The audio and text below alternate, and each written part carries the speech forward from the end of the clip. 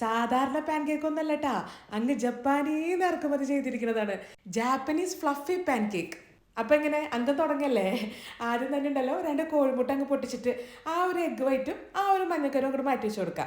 ഇനി ഒരു ഫോർക്ക് ഉപയോഗിച്ചിട്ടേ നമുക്ക് ആദ്യം ഈ മുട്ടൻ്റെ മഞ്ഞ ജസ്റ്റ് ഒന്നങ്ങോട്ട് ഉടച്ചു കൊടുക്കുക.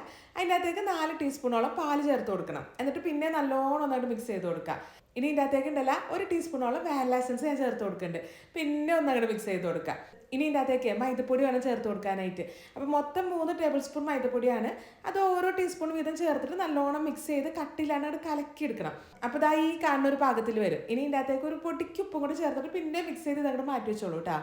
ഇനി അടുത്ത പണി മുഴുവൻ നമ്മുടെ ആ ഒരു എഗ് വൈറ്റും വേണം. അത് എടുത്തിട്ടുണ്ടല്ലോ, നന്നായിട്ട് ഒന്നങ്ങോട്ട് ബീറ്റ് ചെയ്ത് കൊടുക്കുക. നല്ലോണം അങ്ങോട്ട് ബീറ്റ് ആയിക്കോട്ടെ. ഇനി ഒരു 2 ടേബിൾ സ്പൂണോളം പഞ്ചസാര കൂടെ ചേർത്തിട്ടെ നല്ല മഞ്ഞ് പോലെ കമത്തിയാലും ഇങ്ങോട്ട് പോരാത്ത രീതിക്ക് അങ്ങോട്ട് ബീറ്റ് ചെയ്ത് കൊടുക്കണം. എന്നിട്ട് അതിൽ നിന്ന് ഒരു 2 ടേബിൾ സ്പൂൺ കോരിയിട്ട് നമ്മുടെ ആ ഒരു മുട്ട മഞ്ഞക്കൂട്ടിലോട്ട് ചേർത്ത് കൊടുക്കുക. നമ്മുടെ മഞ്ഞുമല്ലേ ഒന്നങ്ങോട്ട് ഉറച്ചു പോയാന്നാവോ, കൊട്ടിയിട്ടും വീഴണില്ലാന്നേ.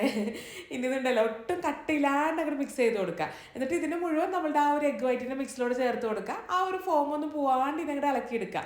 ഏറ്റവും ലോ ഫ്ലെയിമിൽ വെച്ചിട്ട് വേണം കേട്ടോ പാൻ കേക്കിൻ്റെ പാന് ചൂടാക്കി എടുക്കാനായിട്ട്. ആ പാൻ്റെ ഉള്ളോട്ട് ഒട്ടും ആവി ചൂടൊന്നും കയറാൻ പാടില്ല. ഇനി ഇതിനകത്തേക്ക് ഒരു തവി മാവ് അങ്ങോട്ട് ഒഴിച്ച് കൊടുക്കുക. ഒരു സൈഡ് ആയി കഴിഞ്ഞാൽ നേരെ അങ്ങോട്ട് മറിച്ചിട്ട് കൊടുക്കുക. ആ പാനിൻ്റെ ചൂട് ഒട്ടും ഉണ്ടാവാൻ പാടില്ല. അതൊന്ന് പ്രത്യേകം ശ്രദ്ധിക്കണം കേട്ടോ. പിന്നെ സെർവ് ചെയ്യുന്ന സമയത്ത് നിങ്ങൾക്ക് വേണമെങ്കിൽ വല്ല ഹണിയോ അല്ലെങ്കിൽ പഞ്ചസാര ഇട്ട് കൊടുത്താലും മതി ഒരു ഭംഗിക്ക്.